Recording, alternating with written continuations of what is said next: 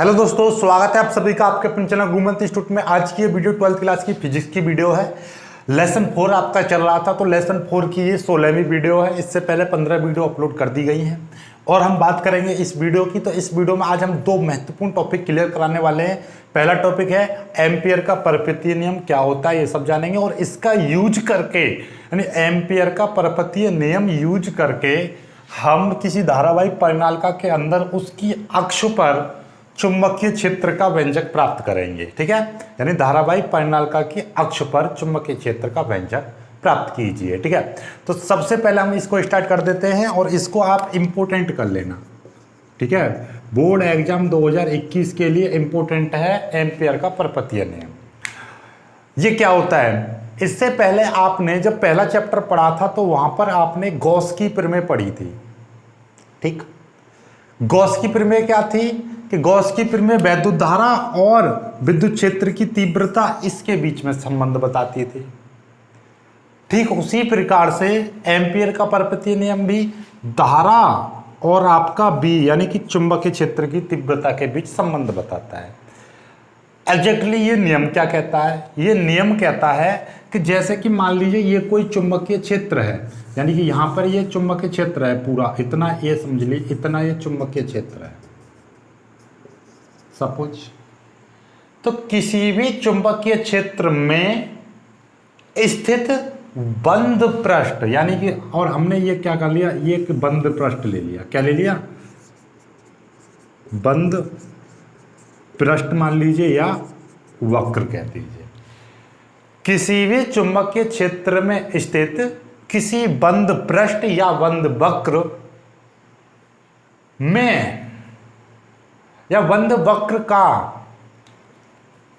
किसी भी चुंबकीय क्षेत्र में स्थित बंद पृष्ठ या बंद वक्र का रेखीय समाकलन, यानी कि देखिएगा ये इसका मतलब देखिएगा, समाकलन का साइन ऐसे कीड़ा सा होता है, लेकिन हमने ये ऐसे गोल लगा दे। गोल का मतलब क्या है कि ये बंद पृष्ठ का रेखीय समाकलन है। बंद पृष्ठ का समाकलन किसके सापेक्ष, यानी कि चुंबकीय क्षेत्र का रेखीय समाकलन। चुंबकीय क्षेत्र का रेखीय समाकलन, रेखीय मतलब क्या है, लंबाई से होता है रेखीय समाकलन। इसका मतलब क्या है, चुंबकीय क्षेत्र का रेखीय समाकलन बंद पृष्ठ का। इसका गोल का मतलब बंद पृष्ठ, चुंबकीय क्षेत्र का रेखीय समाकलन। तो ऐसे बोलेंगे, किसी भी चुंबकीय क्षेत्र में स्थित बंद पृष्ठ का रेखीय समाकलन या बंद पृष्ठ के लिए चुंबकीय क्षेत्र का रेखीय समाकलन उस पृष्ठ में बहने वाली धारा का μ0 गुना होता है। उस पृष्ठ के क्षेत्रफल में प्रवाहित होने वाली नेट धारा, उस पृष्ठ में बहने वाली नेट धारा, उस पृष्ठ में बहने वाली ये क्या है, नेट धारा का μ0 गुना होता है। μ0 का मतलब क्या है, μ0 का नाम होता है निर्वात अथवा वायु की चुंबकशीलता। निर्वात अथवा वायु की चुंबकशीलता, ये हमने टेस्ट भी लिया था। ठीक है, तो आज मैं आपको दे रहा हूं कि जो भी बच्चे इस वीडियो को देख रहे हैं तो वो मेरे को कमेंट करके बताओगे μ0 का मात्रक क्या होता है, तो ये आपको कमेंट करके बतानी है। ठीक है, आगे चलते हैं। तो ये नियम समझ में आया। नियम को हम कई तरीके से बोल सकते हैं, देखो 3 तरीके से मैं सिखाऊंगा। पहली बात, किसी चुंबकीय क्षेत्र में स्थित किसी बंद पृष्ठ का रेखीय समाकलन उस पृष्ठ द्वारा घेरे गए क्षेत्रफल में बहने वाली नेट धारा का μ0 गुना होता है। इसी को एम्पियर का परपतीय नियम कहते हैं। अब आपसे कोई पूछ ले एम्पियर का परपतीय नियम क्या है, तो आप बता सकते हो एम्पियर का परपतीय नियम होता है कि एम्पियर के परपतीय नियम के अनुसार किसी भी चुंबकीय क्षेत्र में स्थित बंद पृष्ठ का रेखीय समाकलन, चुंबकीय क्षेत्र में स्थित बंद पृष्ठ का रेखीय समाकलन उस पृष्ठ द्वारा घेरे गए क्षेत्रफल में बहने वाली नेट धारा का μ0 गुना होता है। यानी कि इस रेखीय समाकलन का मान उस पृष्ठ में बहने वाली धारा के म्यू जीरो गुना होता है, यानी म्यू जीरो गुना के बराबर होता है। ठीक है, क्लियर होगी बात। बाकी थ्योरी आपको नोट्स में लिखी मिल जाएगी। एक बार जब मैं मुंह से बोल रहा हूँ और दूसरी टाइप की थ्योरी देख लीजिए, दूसरे टाइप। ठीक है, तो अब मेरे साथ एक बार बोल दीजिए, तीनों को खत्म कर देते हैं। चुंबकीय क्षेत्र के लिए बंद पृष्ठ का रेखीय समाकलन उस पृष्ठ के द्वारा घेरे गए क्षेत्रफल में बहने वाली नेट धारा का म्यू जीरो गुना होता है। इसी को हम एम्पीयर का परपतीय नियम कहते हैं।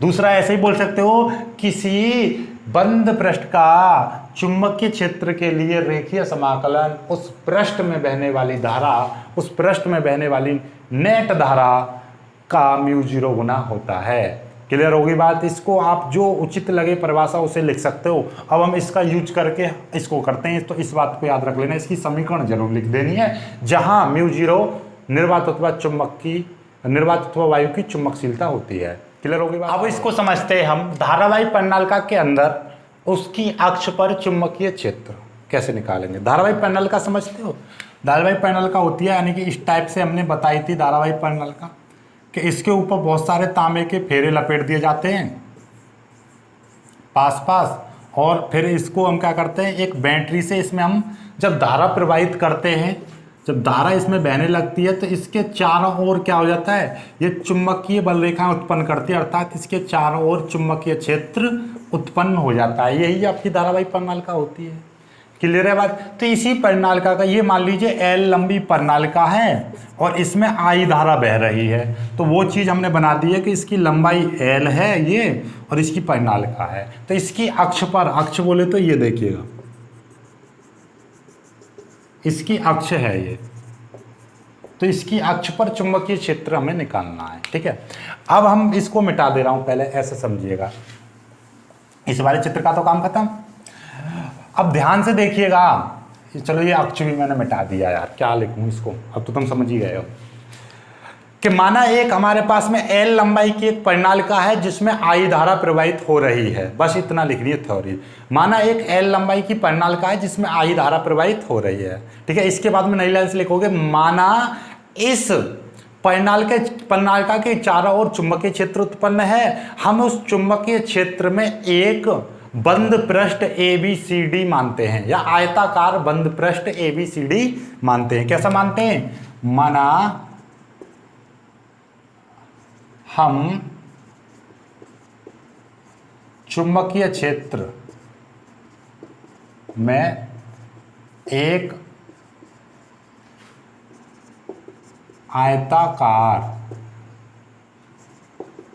बंद पृष्ठ ABCD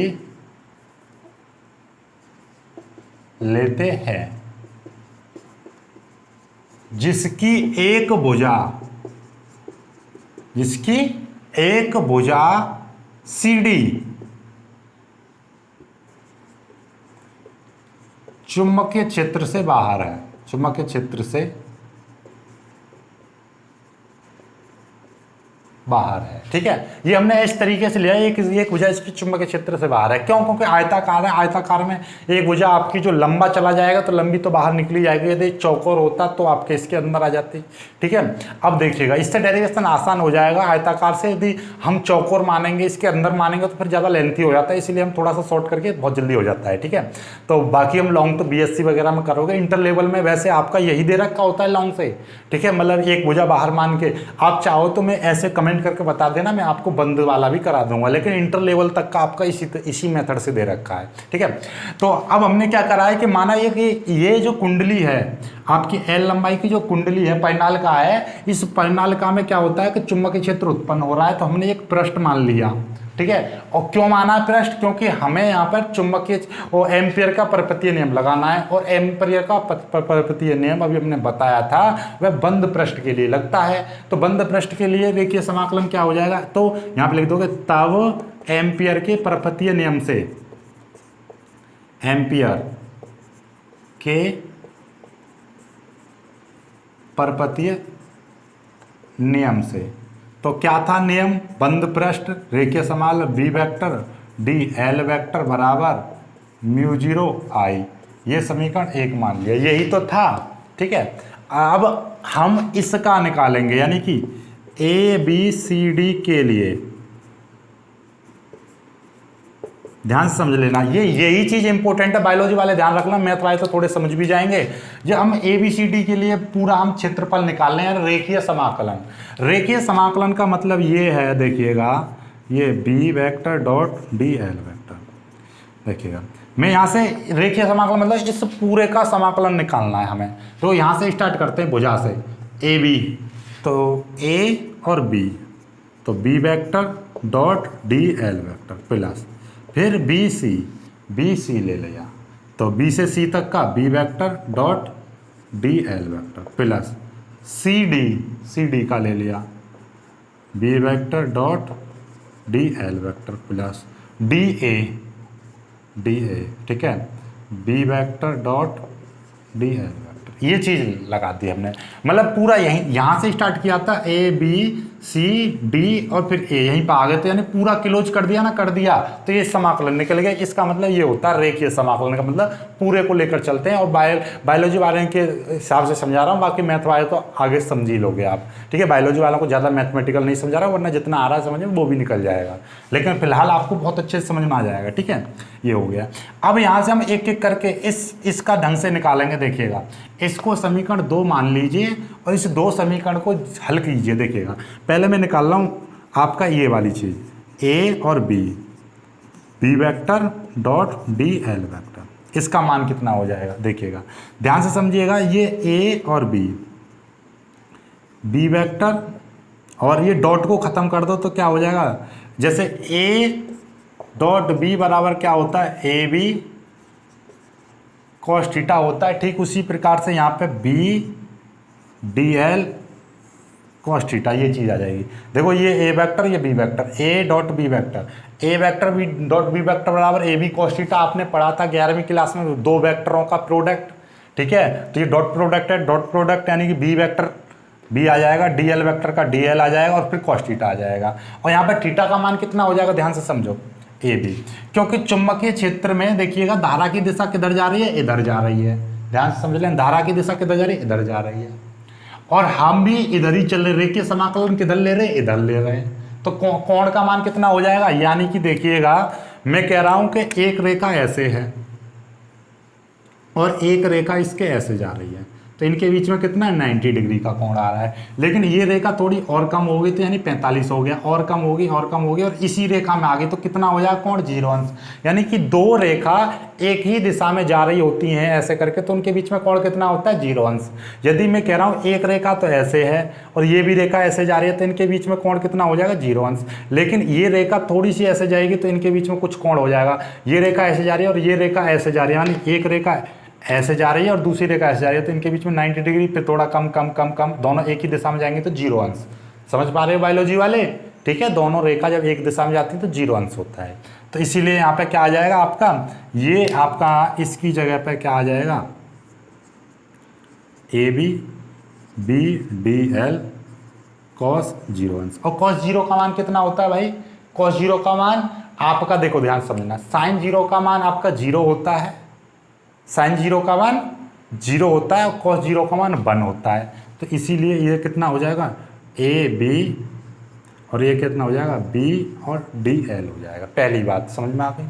ठीक उसी प्रकार से अब मैं ये ऊपर वाली चीज़ मिटा दे रहा हूँ मैं, ठीक है। हमें ऊपर वाली से इतना ज़्यादा लगा, चित्र मिटा के थोड़ा सा अच्छा सा चित्र बना दिया है। दूसरी बात, इसका ये ऊपर से सब कुछ मिटा दिया है। सब कुछ मिटाने के बाद अब मैं आपको बता दूँ कि ये देखिएगा, पहली वाली समीकरण रख ली है हमने और ये दूसरी वाली समीकरण, इन दोनों समीकरणों को जरूर याद रखना है आपको। ये यहाँ पे मीटर गया है, यहाँ पे डी और ए था, बी वेक्टर और डी एल वेक्टर, ठीक है।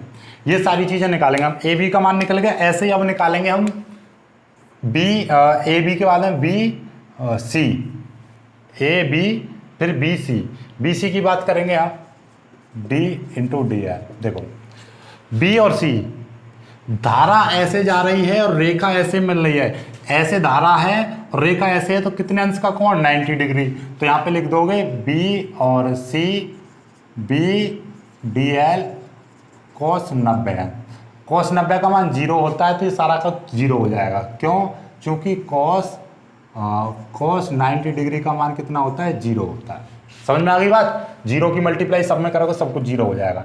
ठीक उसी प्रकार से बी सी हो गया, फिर करेंगे हम सी और डी की बात। B vector D L vector बराबर C D B vector D L vector और कॉल। ध्यान से समझो, ये सी डी तो वैसे ही जीरो हो जाएगा, ये तो जीरो है। क्यों है जीरो देखिएगा, क्योंकि ये भुजा सी डी जो है वो चुंबकीय क्षेत्र से बाहर है। भुजा लिख दीजिए, चूंकि भुजा सी डी चुंबकीय क्षेत्र से बाहर है। ये तो चुंबक आपका पहले ही बता दिया था। आपका किस में बताया था? बता दिया था जब हमने थ्योरी लिखवाई थी कि ये भुजा आपकी एक भुजा क्या है, चुंबकीय क्षेत्र से बाहर है। अब बात करेंगे हम डी ए की। डी ए तो देखिएगा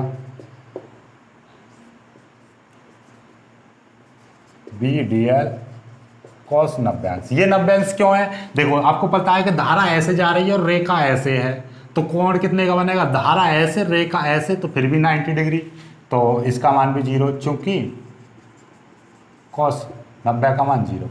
भाई कॉस यहाँ पे कॉस 90 का मान जीरो, जीरो की मल्टीप्लाई करेंगे सब जीरो। ये तो जीरो है ही, क्योंकि ये चुंबकीय क्षेत्र से बाहर है, तो इसमें तो चुंबकीय क्षेत्र होगा ही नहीं।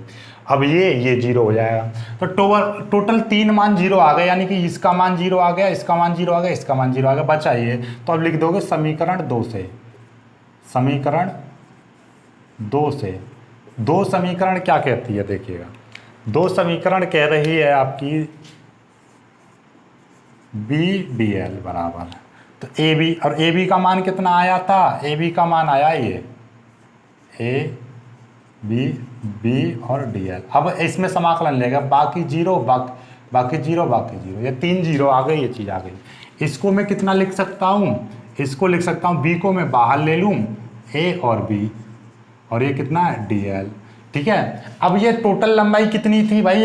इसका मतलब ए से बी तक की ये लंबाई, और हमने मान ली ये टोटल लंबाई कितनी है? एल, तो इसीलिए इसका मान कितना हो जाएगा? बी इंटू एल, ये हो जाएगा पूरा समाकलन हमने मान लिया।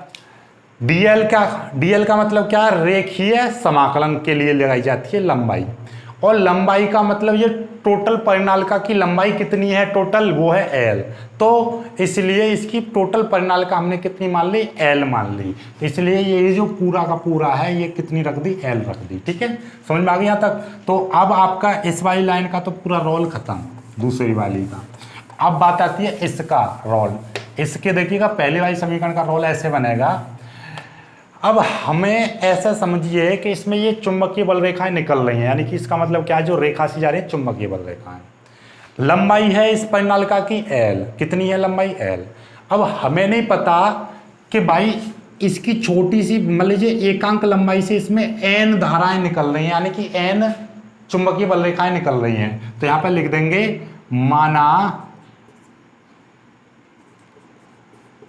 परिनालिका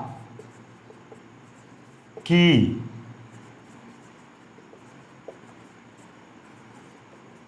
एकांक लंबाई में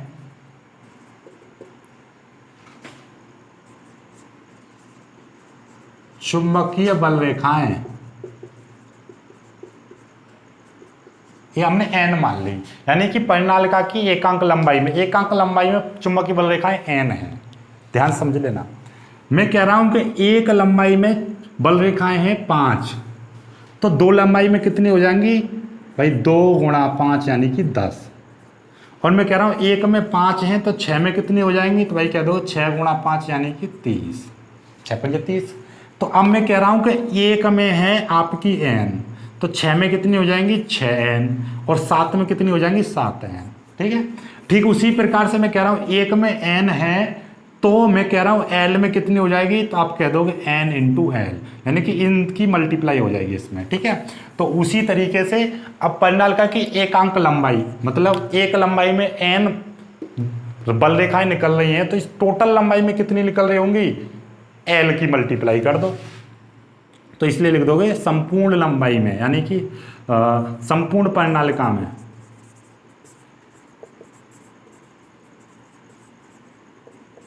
में चुंबकीय बल रेखाएं जाएंगी n इंटू एल। ठीक है, क्योंकि एल लंबाई की परिनालिका है तो आप लिख सकते हो या एल लंबाई की परिनालिका में चुंबकीय बल रेखा, ऐसे लिख दीजिए, या तो ऐसे लिख दीजिए संपूर्ण परिनालिका, या आप लिख सकते हो एल लंबाई की, बात दोनों ही सही है। एल लंबाई की परिनालिका में चुंबकीय बल रेखा इतनी हो जाएंगी एल की मल्टीप्लाई या संपूर्ण परिनालिका, क्योंकि संपूर्ण परिनालिका का मतलब क्या है कि उसकी एल लंबाई में। ठीक है, दूसरी बात, इस समीकरण को याद रखना, अभी इस समीकरण में ही लगाऊंगा ये सारी वैल्यू। ठीक है, ये इतनी होगी तो इसमें धारा कितनी हो जाएगी, इसको मैं मिटा दे रहा हूँ, इसको, इस समीकरण को याद रखना। समीकरण कितनी थी, समीकरण थी बी डी एल बराबर μ0 I, इस तरीके से थी। ठीक है, ध्यान समझ लें। तो अब मैं कह रहा हूं संपूर्ण परिनालिका में धारा कितनी हो जाएगी,